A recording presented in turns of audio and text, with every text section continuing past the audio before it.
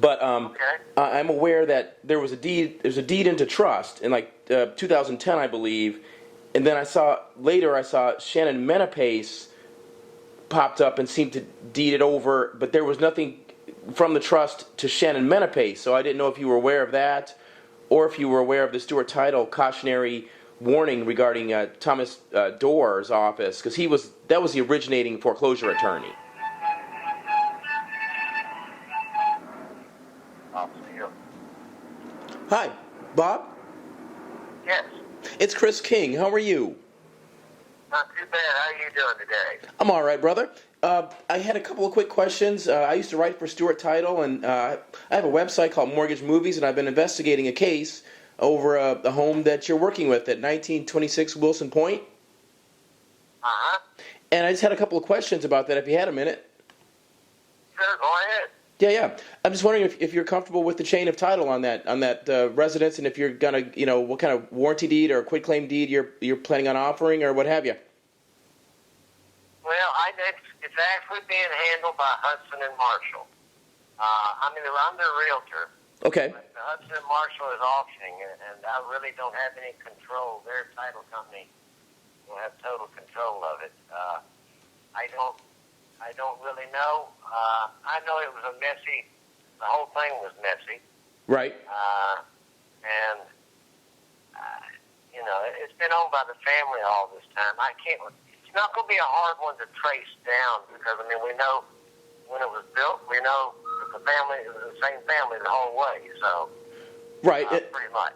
Right, and I understand it was the Wetzelberger family. And by the way, I just want to inform you, I'm not sure whether or not Maryland's a two-party state, but I am recording for accuracy just so that nothing comes up later to say you said this or I said that or whatever.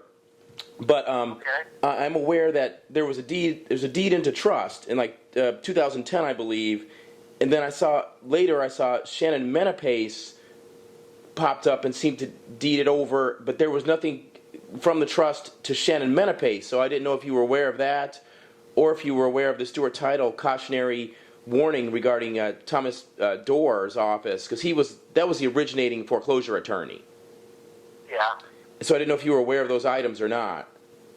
No, they didn't give me any of that information, and since it's being handled pretty much by them, I'm just sort of facilitator putting the offers in on it right now. Right, I got you. All right. Yeah, I do know that they will be accepting an offer probably this week on it. Right. What's the name of the auction house? Hudson and Marshall. Okay, I thought I had that in. Okay, Hudson Marshall. All right. Well, let me give them a. Just go to hudsonandmarshall.com and they'll get you all the contact information you need. Okay, I'll go ahead and look it up there. I appreciate your help. All right. Good luck. Thank you, sir. All right. Thank you. Bye now. All right. Well, that's interesting. We'll see what comes up next.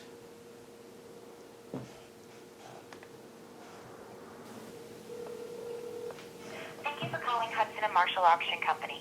All of our representatives are currently assisting other callers. Please hold for the first available representative. Call is very important to us. Please hold for personal assistance.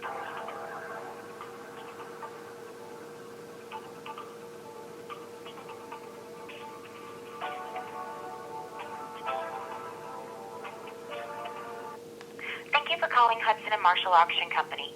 All of our representatives are currently assisting other callers. Please hold for the first available representative.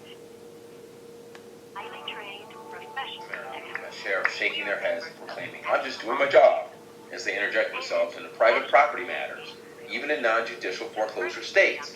How does it all work? Well, today we're going to focus on a Maryland property, 1926 Wilson Point Road, out there in Baltimore. Some background. Mickey Norman was handpicked by John Lee, an attorney who works in conjunction with Thomas P. Doerr and all those guys. He delivered a courtesy copy of a motion to dismiss to Judge Norman before he was even assigned to the case. Then, of course, Norman appears on the case. Now, he picked Judge Norman because, unlike Judges King or Karam, Judge Norman had not sanctioned attorney Thomas P. Doerr for misconduct and false documents and signatures in violation of Emergency Rule 14-207.1, as drafted by Senior Judge Alan Wilner and the committee. the emergency committee. Now, in essence, Mr. Wetzelberger and I knew that Judge Norman was a ringer who would do whatever the banks wanted him to do.